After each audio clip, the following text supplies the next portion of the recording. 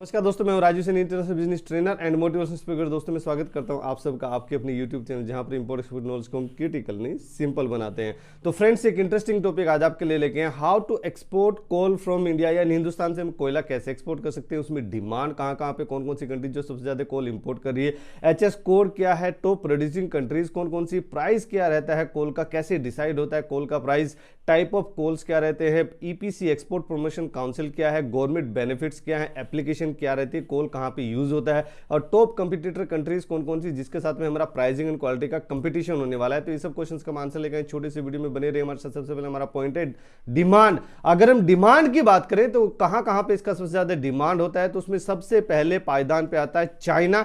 China इसका सबसे ज्यादा प्रोडक्शन भी करता है, सबसे ज्यादा कंजम्पशन भी करता है और सबसे ज्यादा इसका इंपोर्ट भी करता है। तो चाइना कितना इंपोर्ट कर रहा है, चाइना 16.4 बिलियन की बात हो रही है, 16.4 बिलियन यूएस डॉलर का पर ईयर इंपोर्ट करा है। That is around 17.3% of the total world trade. यानी पूरे वर्ल्ड में कोल का जितना भी ट्रेड होता है उसका 17.3% अकेला चाइना ही इंपोर्ट कर ले रहा है। सेकंड नंबर पे आता है Japan. Japan 15.95 billion US dollar का इंपोर्ट कर रहा है। That is around 16.8% of the total world trade. Third number पे आते हैं हम लोग, Hindustan. India is the world third largest importer of coal and second largest producer of coal. तो हम लोग कितना इंपोर्ट कर रहे हैं, हम लोग 15.87 बिलियन यूएस डॉलर का इंपोर्ट कर रहे हैं। That is around 16.7% of the total world trade. South Korea की बात करें तो south Korea 9.5 billion US dollar का इंपोर्ट कर रहा है। That is around 10% of the total world trade. अगर ताइवान की बात करें तो ताइवान 4.9 बिलियन यूएस डॉलर का इंपोर्ट कर रहा है। That is around 5.2% of the total world trade. अगर एचएस कोड की बात करें तो ये 27 नंबर चैप्टर में आता है, 0 में इसका सब चैप्टर है, तो इसका एचएस कोड बन जाता है 27011200। ये बिटुमिनस कोल का है। जैसे कोल के आगे आगे टाइप भी हम बताएंगे कि कोल के क्या क्या टाइप रहते हैं। ये बिटुमिनस कोल का जो कि हिंदुस्तान में ज्यादा पाया जाता है, बिटुमिनस कोल हिंदुस्तान में ज्यादा पाया जाता है। अगर टॉप प्रोड्यूसिंग कंट्रीज की बात करें, यानी वो कौन कौन सी कंट्रीज जो कि सबसे ज्यादा कोल का प्रोडक्शन कर रही है, तो उसमें सबसे पहले पायदान पे आता है, जैसे मैंने पहले बताया, सबसे पहले पायदान पे आता है चाइना। तो चाइना इसका कितना प्रोडक्शन कर रहा है, चाइना कोल का पर ईयर प्रोडक्शन कर रहा है 3,902 मिलियन मीट्रिक टन का, यानी लगभग 4,000 मिलियन मीट्रिक टन का पर ईयर प्रोडक्शन कर रहा है। वो एक्सपोर्ट भी करता है और वो इंपोर्ट भी करता है। तो चाइना जो है नंबर 1 पे आता है प्रोडक्शन करने में। सेकंड नंबर पे आते हैं हम लोग, India is the world second largest producer country of coal. यानी पूरे वर्ल्ड में सेकंड नंबर पे आते हैं हम कोल प्रोडक्शन में। हमारी जो कोल इंडिया लिमिटेड है, गवर्नमेंट की संस्थान है, तो वो सबसे ज्यादा कोल मतलब इंडिया में प्रोडक्शन भी करते हैं और हम लोग उसको कंजम्पशन भी करते हैं, हम लोग एक्सपोर्ट भी करते हैं और हम लोग इंपोर्ट भी करते हैं। तो इंडिया कितना प्रोडक्शन कर रहा है, हम लोग प्रोडक्शन कर रहे हैं 756 मिलियन मीट्रिक टन का पर ईयर प्रोडक्शन कर दे रहे हैं। इंडोनेशिया की बात करें तो इंडोनेशिया 562 मिलियन मीट्रिक टन का प्रोडक्शन कर रहा है। यूएसए की बात करें तो यूएसए 484 मिलियन मीट्रिक टन का पर ईयर प्रोडक्शन कर रहा है। ऑस्ट्रेलिया की बात करें तो ऑस्ट्रेलिया वैसे कर तो प्रोडक्शन कम रहा है, लेकिन उसका खुद का कंजम्पशन कम है और वो ज्यादा एक्सपोर्ट कर रहा है। तो ऑस्ट्रेलिया कितना प्रोडक्शन कर रहा है, ऑस्ट्रेलिया 476 मिलियन मीट्रिक टन का पर ईयर प्रोडक्शन कर रहा है। रसिया की बात करें तो रसिया 399 मिलियन मीट्रिक टन का पर ईयर प्रोडक्शन कर रहा है कोल का।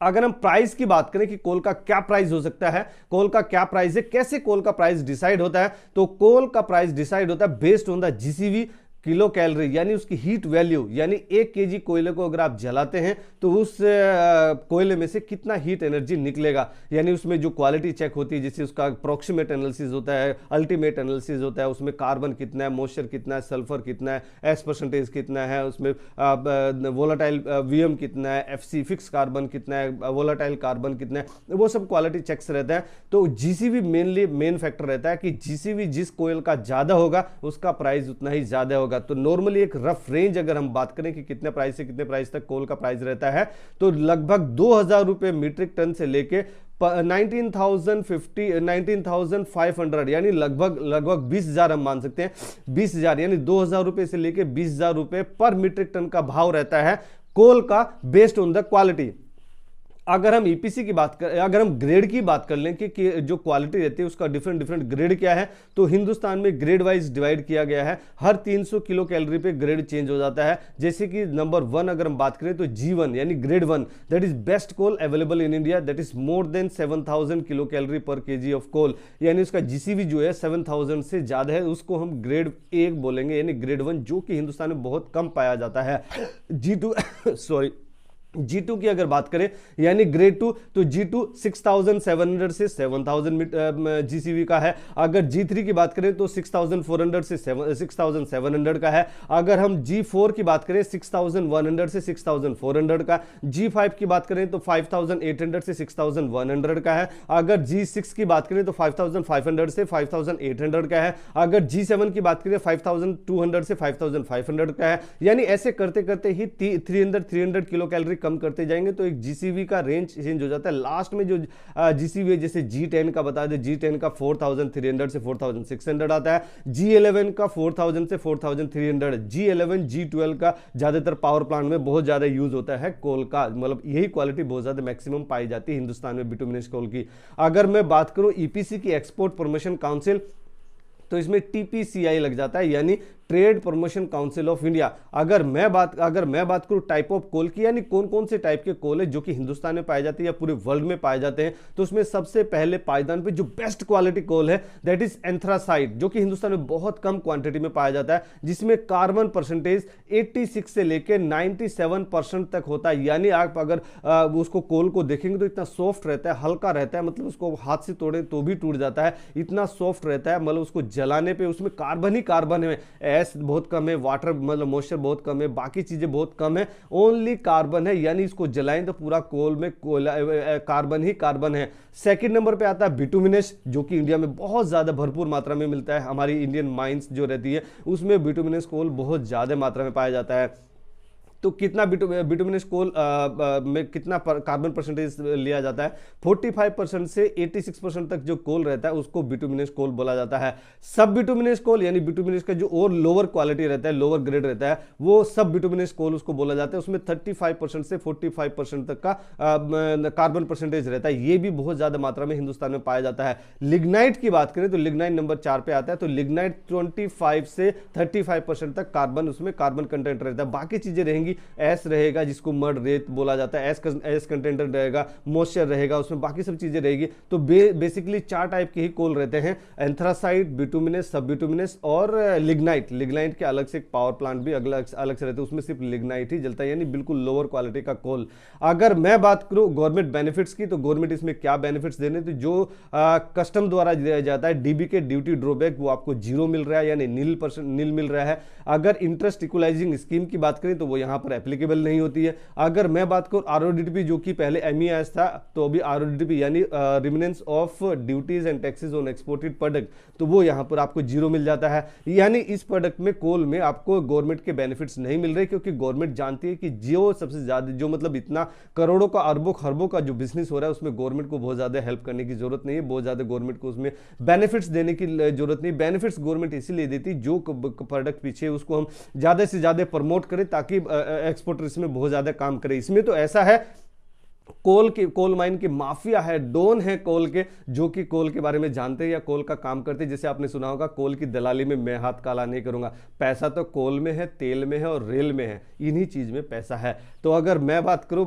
एप्लीकेशन की, तो एप्लीकेशन कहां कहां पे होती है, तो नॉर्मली पावर प्लांट में, थर्मल पावर प्लांट, जो coal based thermal power plant, यानी power plant, thermal power plant तो वो भी होती है जो बाकी चीजों से चलते हैं, जैसे मीथेन वीथेन और सब चीजों से भी चलते हैं, लेकिन हम इसको बोलेंगे coal based thermal power plant. उसमें भरपूर मात्रा में कोल का कंजम्पशन होता है। यानी मैं एक पावर प्लांट में काम करता था, that capacity was 2 × 600 megawatt BHEL में यूनिट था। उसमें पर ईयर हमारा जो कंजम्पशन था 16 to 18,000 मीट्रिक टन का पर डे कंजम्पशन था। यानी पर ईयर की बात करें तो पर मंथ लगभग 5 लाख के आसपास, 5 lakh metric tonne per month हमारा कंजम्पशन होता था।